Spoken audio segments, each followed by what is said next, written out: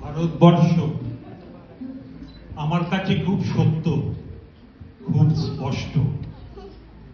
জাহাজের কাপ্তান যখন সমুদ্রে পাড়ি দেয়, তখন যেমন আহারে বিহারে কাজে বিশ্রামে সমুদ্র পাড়ের ওই বন্দরটির কথা মনের মধ্যে রেখে দেয়, আমিও ঠিক আমার ভারতবর্ষকে তেমনি ভাবেই মনে রেখেছি।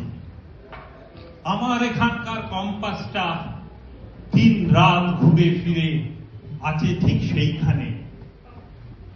আমি পথ ভুলতে পারি, আমি ডুবে মরতে পারি, কিন্তু ভারতবর্ষের সত্যমূর্তি জ্ঞান করব, ধ্যান করব ভারতবর্ষকে আমি কোনোদিন ভুলতে পারবো না।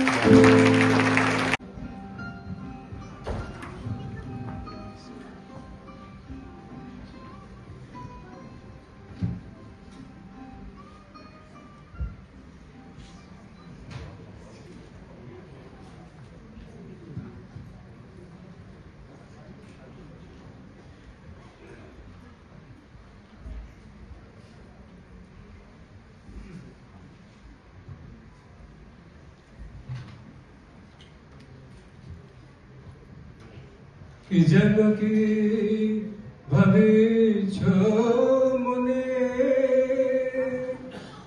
খুলে বলো ললনে। কি যেন কি ভাবিছ মনে।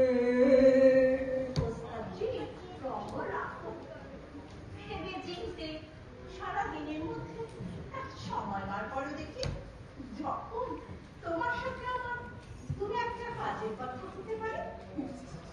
আচ্ছা বাবা, আমি থামলাম, এবার তুমি বলো কি বলবে। দেখো বাবা এখন নেই, মা তোমার মুখ চেয়ে বসে আছে। এক দুদিন নির্বাণ রিপোর্ট দিয়ে রাখা ব্যবস্থা করতে পারো, কি অন্যায় হবে বলো দেখি। সেবিকাদের বিবাহ এর মতো উত্তম প্রস্তাব, কিন্তু এই নিয়ে তোমার বিন্দুমাত্র চিন্তা বিশালিকা প্রতিদান সবাই গোকুলে বড় হচ্ছেন। আবার তোমার সেই অঙ্গতামশা। আচ্ছা আচ্ছা চলো, আমি তোমাকে সব বুঝিয়ে বলবো, তুমি ভেতরে চলো চলো।